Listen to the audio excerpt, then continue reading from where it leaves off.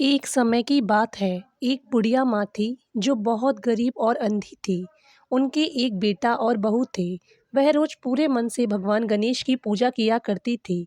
उनकी सच्ची भक्ति से प्रसन्न होकर एक दिन भगवान गणेश उनके सामने प्रकट हुए। गणेश जी बोले, बुढ़िया माँ, मैं तुम्हारी भक्ति से बहुत प्रसन्न हूँ। तुम जो चाहो मांग लो। बुढ़िया माँ बोली, प्रभु मुझे तो मांगना नहीं आता। क्या मांगूं, कैसे मांगूं? गणेश जी ने कहा, अपने बेटे बहू से पूछ लो। बेटे ने कहा, धन मांग लो। बहू ने कहा, नाती मांग लो। बुढ़िया माँ ने सोचा कि दोनों अपने अपने स्वार्थ की बातें कर रहे हैं।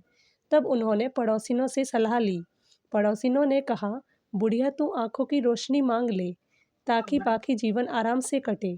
तब बुढ़िया माँ ने गणेश जी से कहा, हे प्रभु, अगर आप प्रसन्न हैं तो मुझे निरोगी काया, आंखों की रोशनी, धन, संतान, पूरे परिवार का सुख और अंत में मोक्ष प्रदान करें।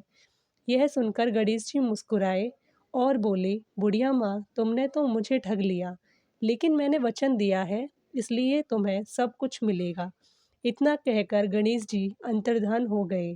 कुछ समय बाद बुढ़िया माँ को उनका सब कुछ प्राप्त हुआ।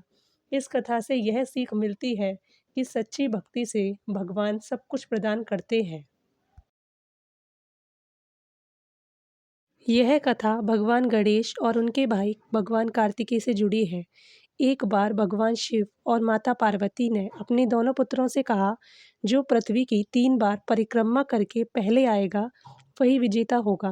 कार्तिकेय जी तुरंत पृथ्वी की परिक्रमा के लिए निकल पड़े, लेकिन गणेश जी ने पृथ्वी की परिक्रमा करने के बजाय माता पार्वती और भगवान शिव की 3 बार परिक्रमा कर ली। जब कार्तिकेय जी लौटे तो गणेश जी पहले से ही वहाँ मौजूद थे।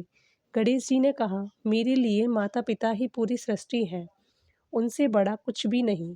गणेश जी की बुद्धि और समझ से भगवान शिव बहुत प्रसन्न हुए और उन्हें प्रथम पूज्य होने का वरदान दिया। उन्होंने कहा, जो भी व्यक्ति किसी भी शुभ काम से पहले गणेश जी की पूजा करेगा, उसके सारे काम सफल होंगे। साथ ही यह भी वरदान दिया कि सकट चौथ के दिन चंद्रमा को अर्घ्य देने से सुख, समृद्धि, संतान और धन की प्राप्ति होती है और सभी संकट दूर होते हैं। सकट चौथ का व्रत केवल उपवास तक सीमित नहीं है। इस दिन भगवान गणेश की पूजा के साथ उन दोनों कथाओं का पाठ करना बहुत जरूरी माना जाता है।